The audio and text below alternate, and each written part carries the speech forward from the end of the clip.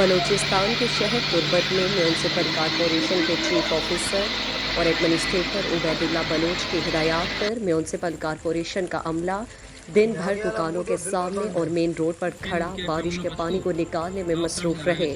تربت میں بارش کے بعد مین بازار کی گلیوں سمیت مختلف مقامات پر پانی جمع ہو گیا ہے، جس پر چیف آفیسر عبید بلوچ کی زیر نگرانی میں میونسپل کارپوریشن کا عملہ متحرک ہو گیا ہے۔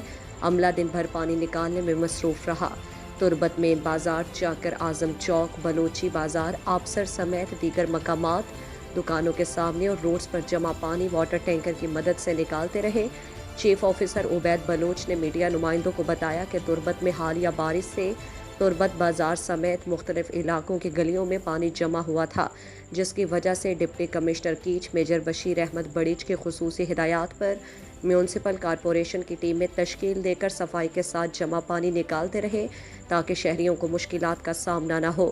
چونکہ میونسپل کارپوریشن کی بڑی آبادی اور وسیع علاقہ ہے، نفری بھی کم ہے، اس لیے شاید شہر کی تمام علاقوں کی گلیوں کی فوری صفائی اور پانی نکالنا ممکن نہیں ہوا ہے، لیکن بیشتر مقامات اور اہم راستوں کو کلیئر کر دیا ہے۔ کم وسائل کے باوجود دن رات سرگرم عمل ہیں۔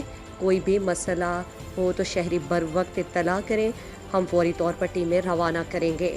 مزید دلچسپ معلومات اور خبروں سے آگاہ ہونے کے لیے Gedrosia point Facebook page, Instagram, Twitter کو فالو اور یوٹیوب چینل کو سبسکرائب کریں۔